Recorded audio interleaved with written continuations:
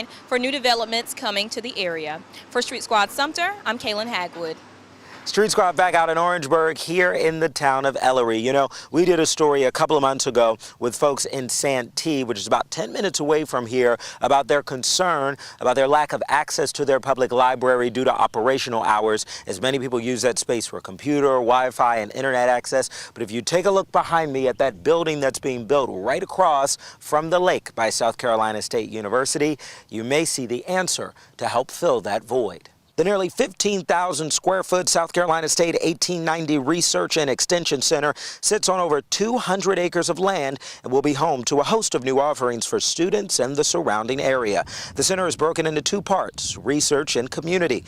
The new facility will include research, nutrition, and technology laboratories, but the public will also be able to gain access to the multipurpose meeting spaces, classrooms, youth development activities, and also Wi-Fi and internet access. And so much more, and the way the building is being built is with the intention to provide a great experience for all who come. And this is a place for retreat, this is a place for camps, this is a place for activities.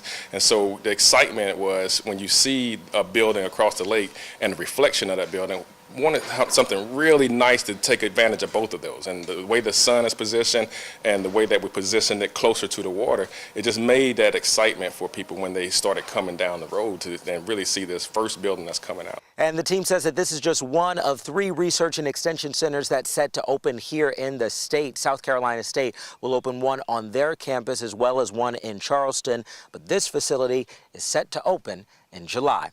Reporting for Street Squad Orangeburg, I'm Michael Fuller.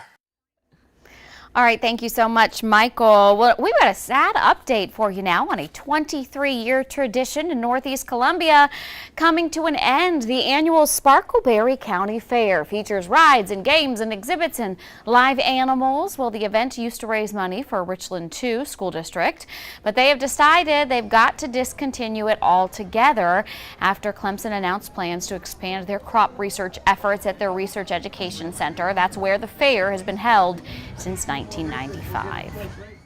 So some people are wondering what this means for those who got scholarships from the fair. Well, fair chairman Bill McCracken says they raised more than $900,000 for the Richland 2 School District. Those funds went toward grants for teachers and high school student scholarships. The class of 2019 will be the last to receive those scholarships. Any remaining funds will be donated to the Richland 2 Foundation. Scientists continue to find that exercise is good for both the body and the mind. Researchers in Boston report that even a little bit of exercise can help you have a healthier brain as you age. They found that every additional hour of even light activity took more than a year off the aging of your brain.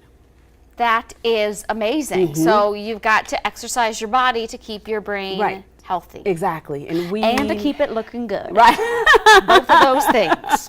And we need this thing to work for a really long time. Yes. So according to the National Retail Federation, or we're going to get to that story in just a moment. Yeah, no, this is a health story. Okay. Americans spent $150 a piece on Easter candy. And so because of that, this next story is going to transition into why your teeth are important for your entire body. And the chocolate bunnies too? Well, the chocolate is good. Not so important. Our medical reporter Rosemary Belts is here to talk to us about why this is a perfect time to talk about spring cleaning inside of your mouth. Inside our pearly whites and following exercise nonetheless, so perfect.